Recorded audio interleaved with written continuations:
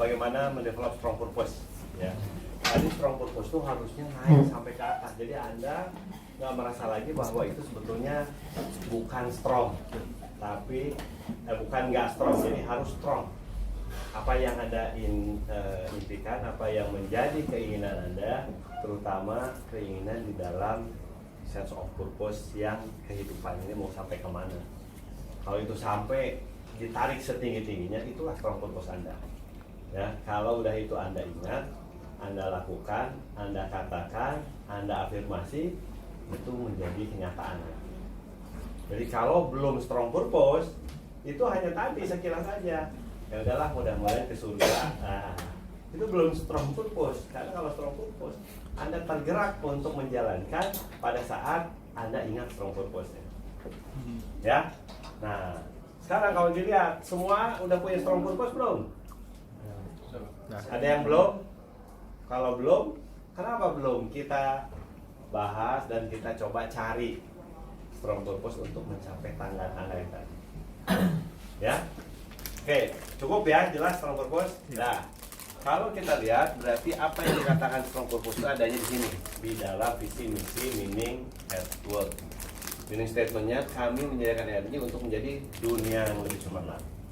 Kenapa kok dunia yang lebih cemerlang? Karena kita berada di sektor batubara, kita membuat produknya, kita mengembangkan fasilitas prosesnya, dan kita jalankan keseharian di dalam kita menjalankan yang namanya kegiatan sehari-hari. Jadi strong purpose saya membangun ini diniatkan untuk menerangi dunia, karena batubara jadi listrik jadi kebermanfaatan. Jadi orang bisa belajar di kampung-kampung, orang bisa memanfaatkan energi. Kalau itu Anda niatkan dan Anda jadikan bahwa itu strong purpose Anda, bermanfaat nggak pekerjaan sehari-hari? Itulah yang namanya amal kebaikan, dan itulah yang namanya Anda punya value, punya energi positif. Kalau Anda sering berenergi negatif, latih strong purpose Anda. Itu aja. Keseharian Anda, apakah Anda di kantor, di rumah, dimanapun. Ya. Nah, ini yang best practices. Best practices itu dari mulai customer and stakeholder relationship, innovation, SQCDSM is my life. Nah, ini kan sekarang lagi kita buat yang namanya behavior based safety, kegiatan safety yang berbasiskan keseharian kita, behavior kita. Sehingga dengan demikian Anda akan menempel, oh iya ini nggak safe, unsafe condition, unsafe action, harus diperbaiki, harus dicegah, harus ditanamkan. Nah, orang-orang safety harusnya begitu. Jadi jangan jadi polisi mencegah, tapi menyadarkan orang kalau Anda tidak dalam keadaan sip bekerja, berarti Anda akan suatu saat terjadi kecelakaan. Kapan waktunya? Ya nggak tahu. Tapi akan terjadi kecelakaan karena yang namanya semua kejadian itu adanya potensinya di dasar apa yang kita sebut dengan iceberg. Nah, di dasarnya nggak kelihatan, tapi akan timbul nanti suatu saat. Kapan? Kita harus cegah supaya di dasarnya tidak terjadi. Ya. Oke. Lalu operational excellence, tadi yang dikatakan kita punya yang namanya nanti konsep bagaimana best practice sama kaizen itu menjadi kehidupan kita sehari-hari. Sekarang lagi digarap proyeknya di Cikarang, itu dibimbing oleh Toyota, orang-orang Toyota Production Management, dan setiap hari ada coaching klinik di dalam menjalankan improvement sampai 3 bulan. Nah, jadi teorinya dikasih, lalu topik improvementnya apa, dan keseharian dilanjutkan untuk bisa menjadikan bahwa itu terjadi perbaikan. Ya. Nah, lalu human capital development, orang manusia. Jadi di dalam filosofi Toyota selalu menyebutkan bahwa we make people first before make a product. Nah, jadi kalau kayak gitu berarti dia selalu akan fokus pada pengembangan manusia, fokus pada bagaimana meningkatkan spirit, bagaimana meningkatkan semangat, bagaimana meningkatkan kompetensi, bagaimana mengembangkan leadership, capability, kompetensi, knowledge, semua itu dikembangkan supaya namanya manusianya jadi, baru manusianya bisa membuat produk. Dan itulah statement di dalam Toyota Way. 1. adalah sense of purpose harus ditingkatkan, dan yang kedua completion the task, artinya improvement, dan respect to the people. Ya. Nah, setelah itu Anda bisa menjadi world class company. Ini terjemahannya ada di dalam yang namanya Patra Management System. Lalu terakhir belief dan values, ini yang tadi disampaikan. Dah, lanjut nih. Ya. Ada dua pertanyaan Pak. Yang pertama, kalau kita sudah men-set bahwa selama itu sedemikian besarnya, kadang kata tujuan pasti tentunya itu besar karakteristiknya, kemudian bisa jadi juga mulia. Ya intinya adalah menempatkan kita pada posisi yang baik. Tetapi ada kalanya yang menjadi barrier mungkin masing-masing individu di sini juga, yaitu saat sekarang itu merasa kita belum pantas untuk menuju ke sana. Nah, sehingga pertanyaan adalah bagaimana cara mengatasi barrier itu. Misalnya, oh saya kurang kompetensi, oh saya kurang, istilahnya saya nggak mudah untuk kemudian komunikasi atau seperti itu Pak. Ya. Yang kedua yaitu kadang juga ada pikiran mentality seperti itu Pak. Karena mungkin kita merasa bahwa kita adalah bisa menjadi staf biasa ataupun menjadi manusia yang juga belum sempurna, belum bisa melakukan hal yang terbaik. Tetapi suatu saat itu kita tahu bahwa kejadian tersebut adalah buruk, sehingga ya kita tahu kita belum belum bisa seperti itu. Tetapi ketika kita belum bisa seperti itu, akhirnya kita enggan menegur, padahal kita tahu bahwa itu buruk. Ya. Jadi itu udah ada lagi? Sudah Pak. Ya. Jadi kan tadi bahwa apa yang Anda sekarang ini alami itu adalah performance Anda. Kan biasanya orang punya barrier itu akibat dari apa? Contoh misalnya gini, saya orang marketing, tapi saya ketemu customer agak sedikit enggan. Apa penyebabnya? Tidak confident. Nah, ini kalau kita tidak confident, berarti yang harus ditingkatkan apa? Mungkin confident level. Untuk meningkatkan confident level, tiba-tiba saya confident, apa ada tahapannya? Tahapannya itulah yang Anda harus pahami. Kalau tidak confident karena Anda knowledge-nya kurang, ya belajar. Kalau tidak confident karena kemampuan bicara, berarti Anda berlatih berbicara. Kalau confident levelnya Anda merasa bahwa saya nggak mau ketemu customer, itulah karakter. Ya. Kalau confident levelnya bahwa saya saat ini kurang penampilan rapi, pakai pakaian rapi. Kalau confident level saya kurang karena kacamata saya bolong sebelah, perbaiki sebelahnya. Kalau confident level kita merasa bahwa kita tidak fit di dalam menyampaikan sesuatu, olahragalah supaya kita fit. Jadi kembali bahwa semua permasalahan itu harus diurut. Kalau confident levelnya kurang karena saya introvert, itu latihan bahwa sisi manusia itu ekstrovert, introvert. Kalau saya orang introvert karena memang saya berlatih introvert, otak itu sangat fleksibel. Jadi kalau kita sekarang bergerak, membuat dan beraktivitas dengan tangan kanan, otak kiri kita yang paling berkembang. Tapi kalau Anda sering latih tangan kiri Anda, otak kanan Anda yang akan berkembang. Gitu. Jadi untuk melatih dari introvert ke ekstrovert bisa nggak? Bisa. Tapi perlu latihan. Tapi apakah bisa excellent kalau saya orang introvert dari dulu udah berpuluh-puluh tahun? Bisa excellent nggak? Mungkin bisa. Tapi yang paling penting sisi manusia itu adalah sempurnakan kekuatan kita, hilangkan atau kurangi kelemahan kita. Jadi Anda strongnya apa? Berbicara, ya udah itu adalah yang namanya psikogenetiknya si Andi.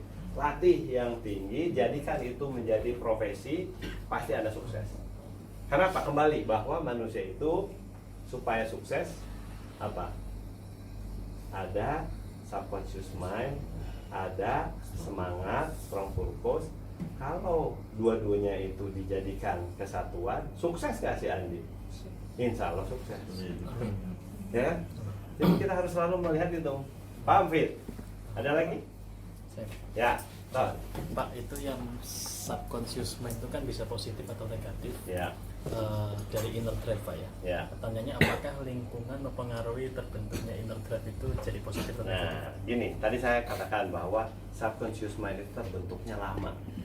Subconscious mind itu terbentuk dari apa yang kita alamin, apa yang menyentuh hati Anda, apa yang menjadi idola Anda, apa yang sering Anda dengar.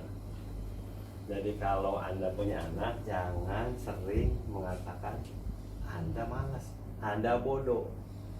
Karena apa? Akan terekam menjadi bagian subconscious mind anak Anda. Paling bagus subconscious mind berubahnya pada saat apa?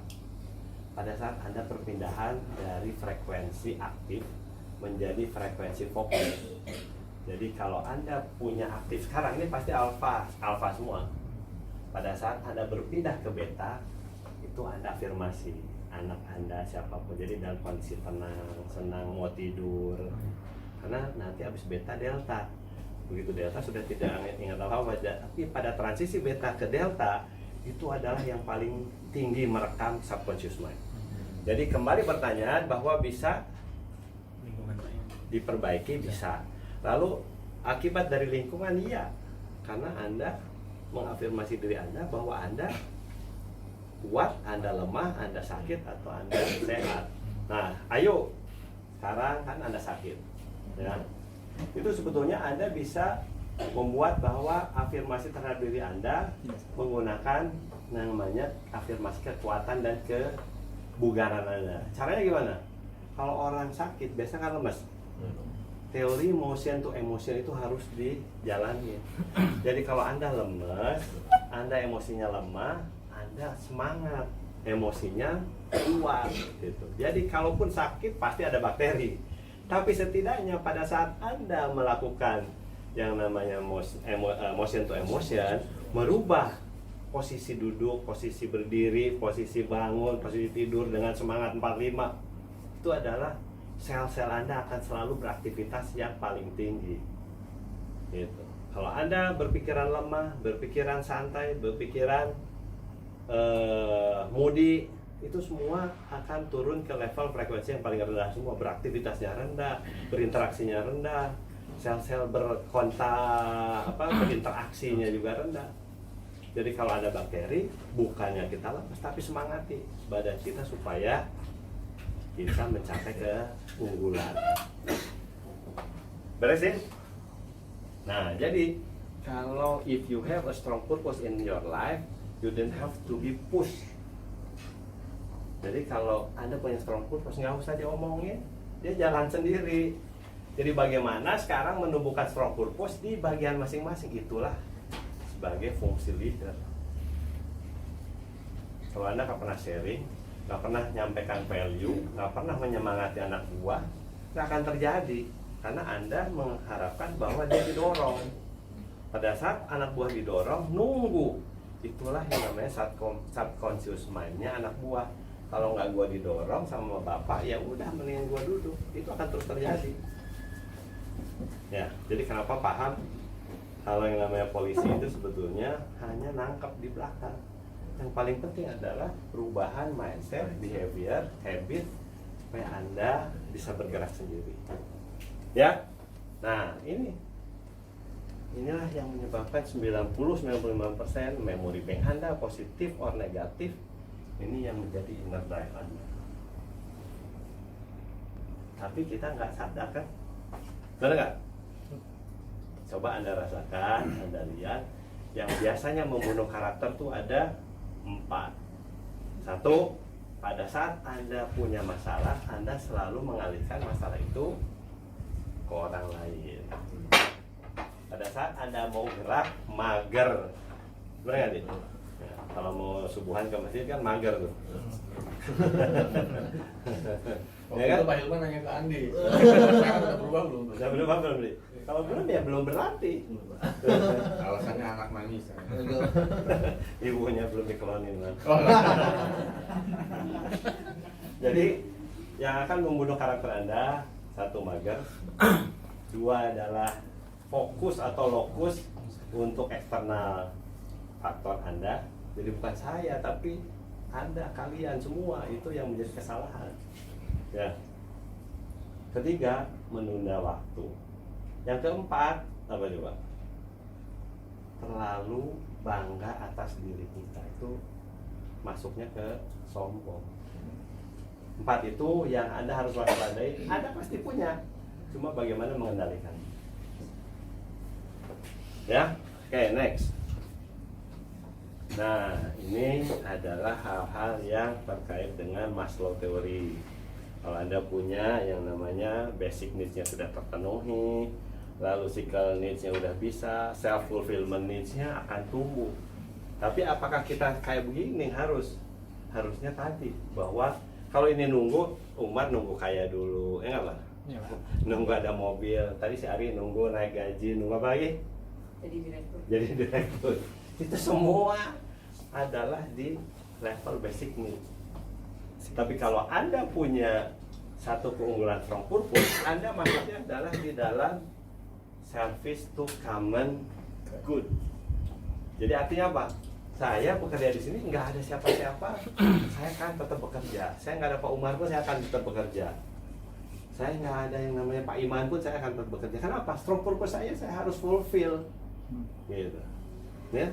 Tapi kalau Anda masih di sini, dependent, tergantung gaji. Kalau gua gaji naik, baru gua akan aktif. Ya, independent, social dependent. Tapi kalau Anda sudah punya interdependent, service atau contribution terhadap semuanya, mau digaji mau tidak digaji, masa bodoh, karena saya ingin mencapai strong purpose saya. Kira-kira gitu. Pak Hadi, gimana Pak Hadi? Kayaknya mantap banget nih Pak Hadi. Pacar tadi mana pacar? Hah? Oh, Firman. Pak Oh, Firman. Firman. Pulang Pak tadi Pak. Udah pulang ya? Wah, sayang. Nanti malam suruh ketemu saya dulu dong. Firman. Supaya dia jadi nanti bawa sama Anda, Mas. Iya, siap. Ada? Ini penting nih. Yuk. Ya, Fit. Ini udah obat dari luar, dia akhirnya jadi begini. Udah luar biasa. Saya merasakan di luar. Ya benar Pak. Iya, Ya, benar. itu yang saya rasakan juga Pak, ketika Ya. memang merasakan dunia luar. Kalau kita sampai juga konsultan, paling tidak menyambangi bisa-bisa yang lain secara kalau kita budaya memang ternyata di sini memang yang terbaik Pak.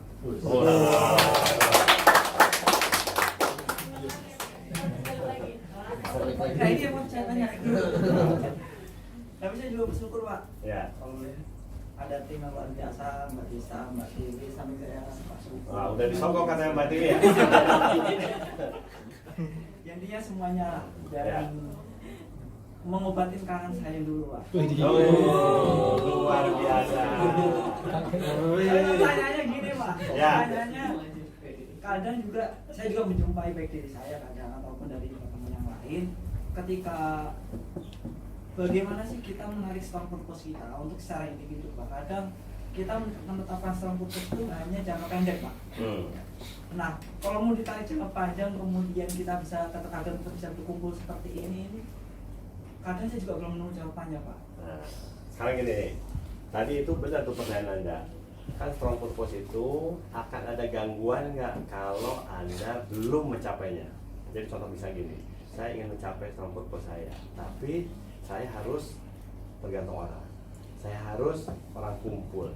Saya harus mencari teman. Itu strong purpose bukan? Wait. Iya Pak. Kalau strong purpose, tadi kayak si Amitabh Bachchan itu, pengagum Amitabh Bachchan, apapun harus dilakukan karena memang Anda terganggu kalau strong purpose itu tidak tercapai. Kalau Anda terganggu, tidak ada teman, tidak ada kawan, Anda mau tergantung orang atau Anda mau jalanin sendiri? Itulah jawabannya. Kalau Anda masih tergantung orang, berarti itu bukan strong purpose. Ya, kan tadi ada Umar dan tidak ada Umar, ada Iman dan tidak ada Iman. Saya harus jalankan karena strong purpose saya harus hadir di sini untuk completion the task saya, untuk saya menjalankan adalah sense purpose saya.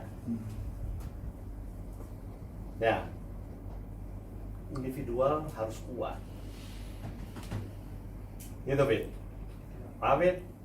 Sip, mantap. Ada lagi? Mas, ada? Nggak ada. Kayaknya Dimas malu-malu, makin lama makin ke belakang dia, Mas. Ayo, ini lanjut. Nah, ini yang tadi kita harus pahami bahwa manusia itu ada kepala, berarti ada eksekusi tangan. Kalau Anda tadi berusaha masih dalam kepala, itu namanya mimpi. Tapi kalau hati Anda sudah buka dan Anda menjadikan strong purpose penggerak untuk seluruh badan dan Anda lakukan eksekusinya, itu adalah completeness kita sebagai manusia yang terintegrasi. Nah, ini ada pertanyaan. Kalau Anda lakukan tiap hari, lalu Anda tahu bahwa kita punya kendala, kita pasti ada satu hal yang kadang kita kurang mampu mengatasi.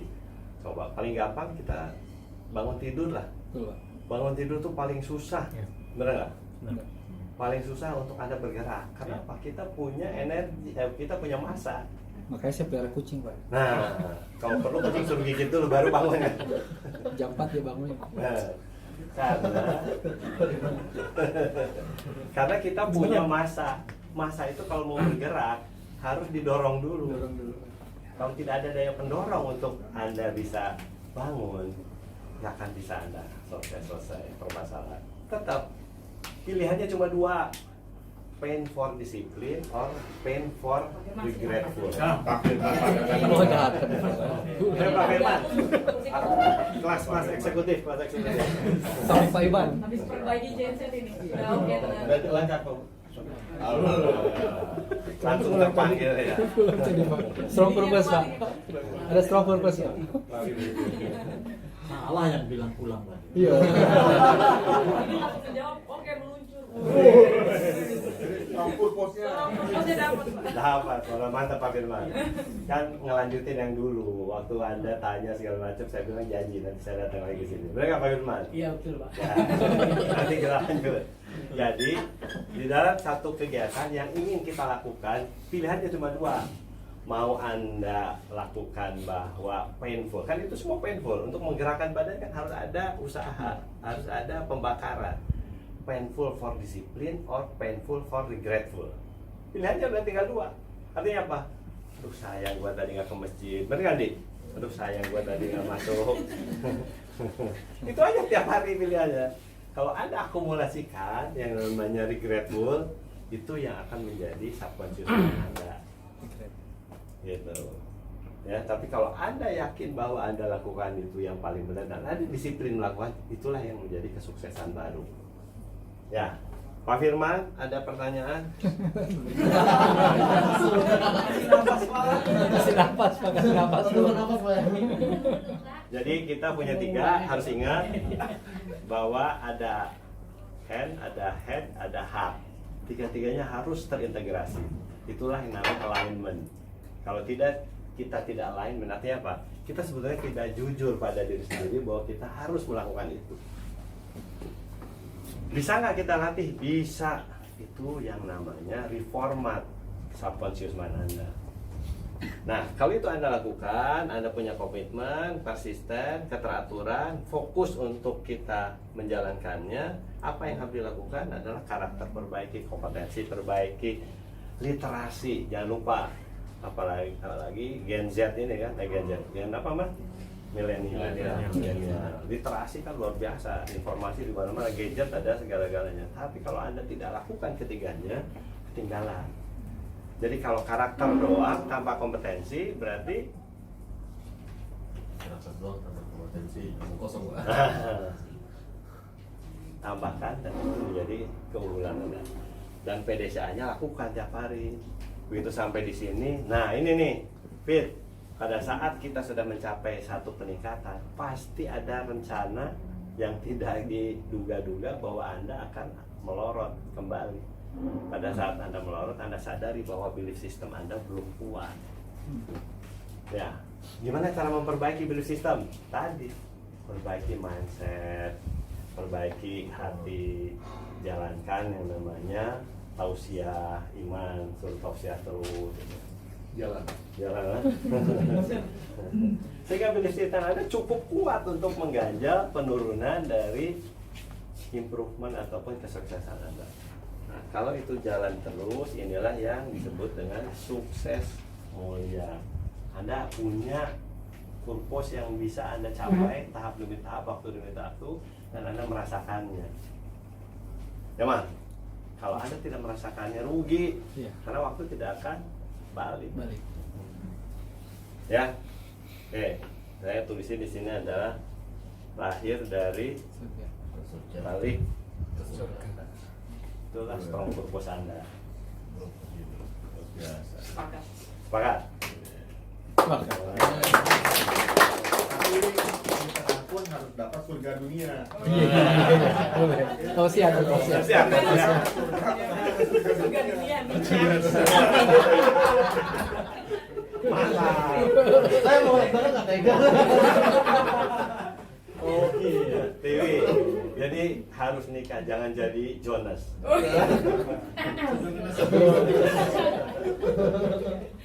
Terus nih, ya nih. Nah, yang harus kita dengan apa yang tips-tipsnya, inilah tips-tipsnya. Mulailah setiap hari Anda bangunkan keluarga, istri, suami, anak.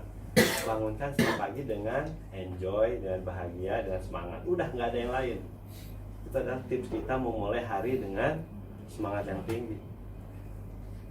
Apa yang Anda lakukan, Anda harus katakan bahwa itu adalah yang terbaik buat Anda. Lalu, nah ini macam-macam situasi yang mempunyai bahwa kita ini sebetulnya adalah makhluk hidup. Harus enjoy, harus humoris, harus inspiratif, harus menyampaikan, deliver. Ini semua yang harus kita lakukan. Jadilah namanya positive mindset. Ya, terus nih. Nah, growth mindset, fixed mindset. Ya, lewat aja biar cepat. Ini yang tadi saya cerita bahwa kita menjalankan kehidupan itu adalah dari atas ke bawah. Tapi kita kalau ada problem biasanya diidentifikasi di hilir. Bagaimana supaya saya bisa naik pangkat? Saya selalu ngomong, kenapa Pak nilai saya kok begini, kenapa Pak yang namanya saya nggak naik-naik pangkat, kenapa Pak gaji nggak naik, kenapa quality bermasalah terus, ya nggak Pak Firman? Nah, jadi yang harus dirubah apa Pak Firman kalau masalahnya di performance? Ya mindset kita, Pak. Hah? Kalau total semua mindset kita. Wah, luar biasa. Ada tunjukkan apa? Ada biasanya. Boleh makan Pak Firman. Iya. Jadi lakukanlah perubahan itu dari mindset. Jadi jangan berpikir bahwa paradigma kita itu adalah paradigma yang sudah ajak, fix, udah gua begini aja. Kalau fisik iya, tapi mindset itu sangat fleksibel dan itulah yang menentukan keberhasilan kesuksesan Anda. Kalau Anda bermasalah berarti Anda harus cek engagement, involvement, dan behavior. Lalu Anda naik ke atas, itulah mindset. Paling mudah, Anda tadi begitu move it. Begitu ada masalah, udahlah ke pengajian dulu, dengerin tausiah dulu, ceramahnya Pak Iman, apa yang namanya saran Pak Umar gitu kan. Itu adalah memperbaiki mindset, paradigma gitu. Kalau itu udah benar dan Anda yakinin, Anda lakukan perbaikan, Anda tingkatkan, performanya paling pasti keluar. Nah, inilah yang dikatakan dengan karakter-karakter yang kita tidak pahami. Ya, berikut nih. Terus oke, ini teori udah lewatin terus. Nah, kadang-kadang kita nggak memahami bahwa di sini yang paling banyak bermasalah, bahwa di bawah itu ada hal yang kita tidak sadari bahwa kita sekarang membawa kita seperti ini. Ya, Anda mau memahami nggak? Itulah yang namanya harus Anda bongkar. Apa yang namanya bagian yang tidak tampak. Bagian yang tidak tampak itu yang mewarnai kehidupan kita dan kita harus bongkar. Bagaimana cara membongkarnya? 100% Anda tidak pernah menemukan sesuatu hal yang Anda tidak ketahui, yang Anda kelemahan atau kekuatan. Karena apa? Nih, karena setiap manusia punya blind spot. Nah, blind spotnya adalah yang di sini. Bagaimana membongkarnya, bagaimana menjadikan bahwa ini muncul sehingga kita, oh iya saya tuh begini ya, berarti saya harus rubah ya. Nah, untuk menemukan ini harus Anda berkomunikasi, harus Anda 360 derajat, harus Anda melakukan yang namanya feedback, coaching, dan menjalankan berbagai macam komunikasi di rumah maupun di kantor. Nyalin, mana Lin? Sering berkomunikasi sama suami? Oh. Di mana boleh? Tahu aja lo. Tapi nggak apa-apa Lin, yang namanya itu baru teori. Di mana lo gitu? Prakteknya masih nol. Teori dan komentator, Pak. Terus, ya nih. Terus, nah ini 8 behavior kompeten sastra. Kalau Anda sudah pahami tadi, benahin yang namanya self-assessment Anda perbaiki. Inilah yang namanya kompetensi. Ya, terus. Nah ini biasa lah ya. Terus.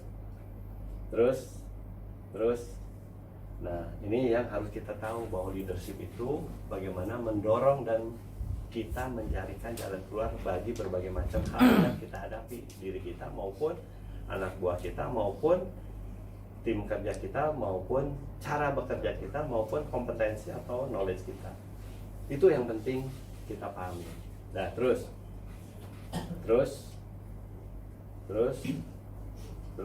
kok balik dulu nih. Terus oke, sebelum kesini kita harus lihat dulu, percaya nggak bahwa manusia itu punya sesuatu kekuatan luar biasa kalau kita tahu dan siapa yang bisa menyemangati. Coba lihat. Show me something, 10 yards, move it, let's go, Matt. Kita lihat. Let's go, Jonathan, show me something, 10 yards, show me some power, no knees, keep your knees off the ground, show me something, there you go, 10 yards, show me some muscle, show me some power, give me some heart, let's go. Very good, boy, very good, let's run it back.